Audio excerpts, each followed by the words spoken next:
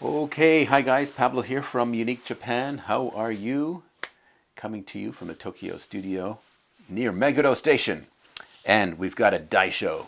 Daisho. That means a katana and wakizashi with matching fittings, right? This is ujdi014. Okay, it's probably going to be in catalog 47. I'm here in February with the swords, and I thought I would make a video for you guys to enjoy and learn about them. Okay, so right away, wow, you see the curvature. This is a sword that's made in the late Muromachi period by Sukesada, okay, the Osafune school. So this is the dai, or the big, right? Big and small, large and short, daisho. This is the katana. So this beautiful curvature on the sword, right? Almost kind of Kamakura style. Although it's made in the Muromachi period.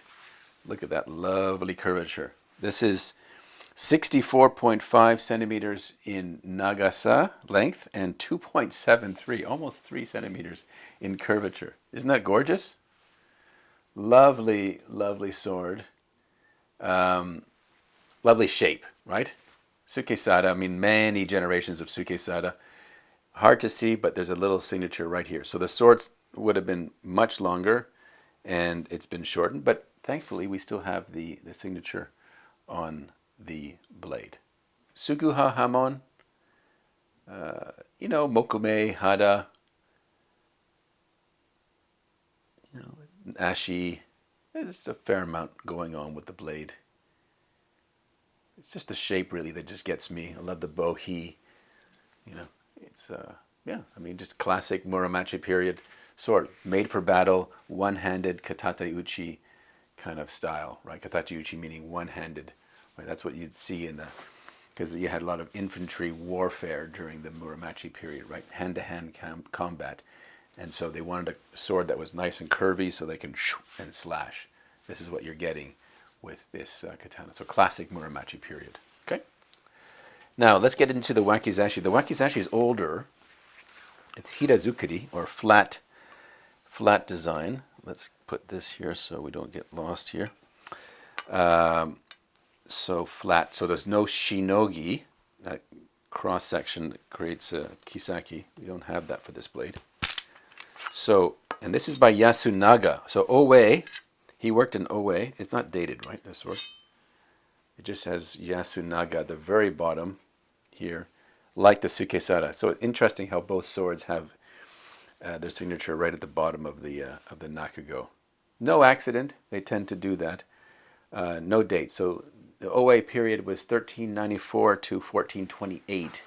So we're looking at early 1400s. So this is a 600-year-old sword, and actually a little bit more character in the wakizashi than the katana, if I'm honest.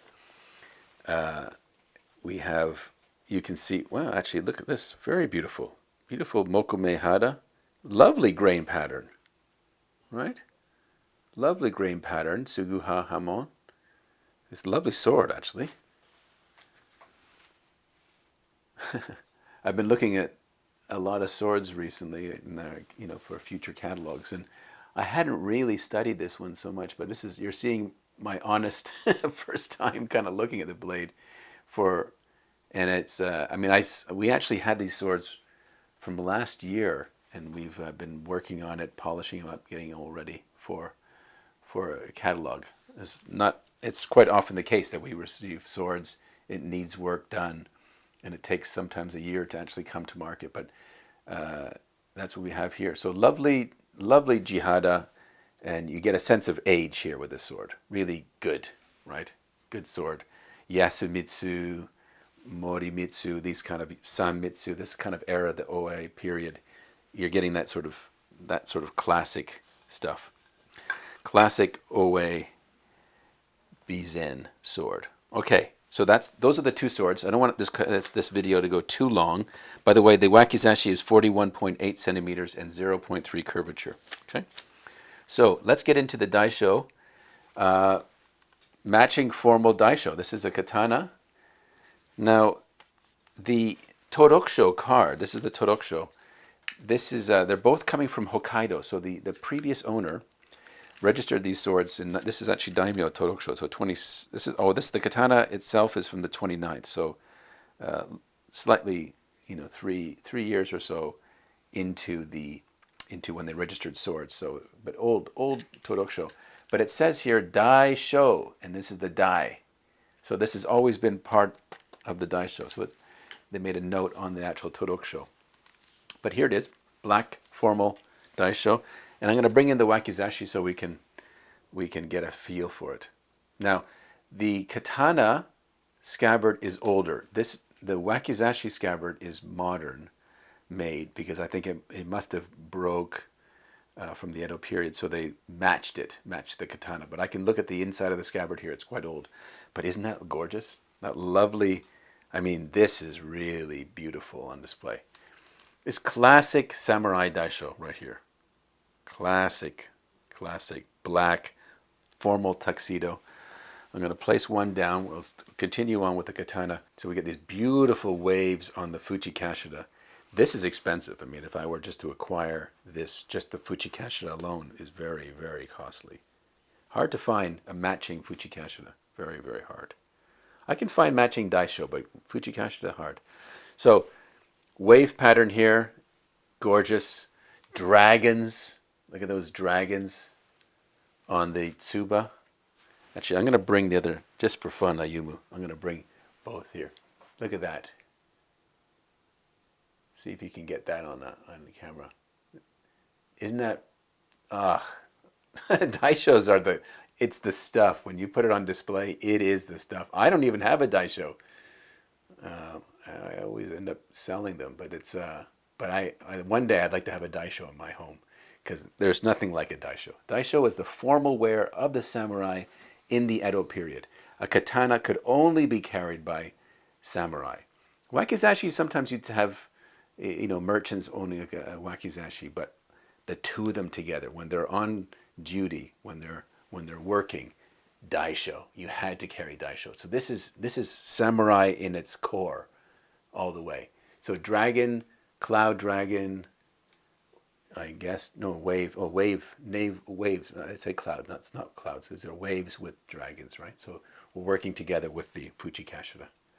And the Fuchi Kashida is actually signed. I won't be able to do it here, but Ayuma tells me it's Kurokawa Shigehisa. So this is signed. These are signed works. Okay?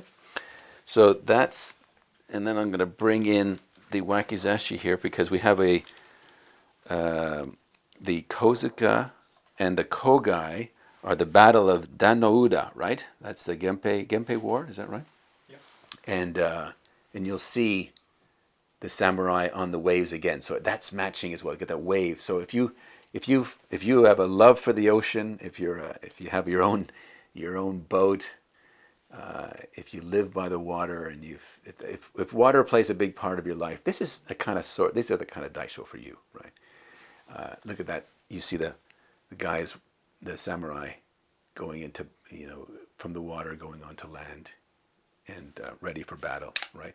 This is the kozuka. People often ask me, why are the tsubas, what are these holes for the tsuba for? It's because you can bring the kozuka through the hole. So here's your kozuka right here. Isn't that beautiful there? That's the kozuka. And then I'll put that down, and then I'll slide the kogai here. This is the kogai. So lovely, lovely work, right? So this is it, guys. This is your classic samurai daisho, ujdi014, Sukesada, Yasunaga, and I think you're going to love it in your house. It's going to be a beautiful display piece. So thanks for watching, and if you have any questions, just let me know. Cheers. Bye now.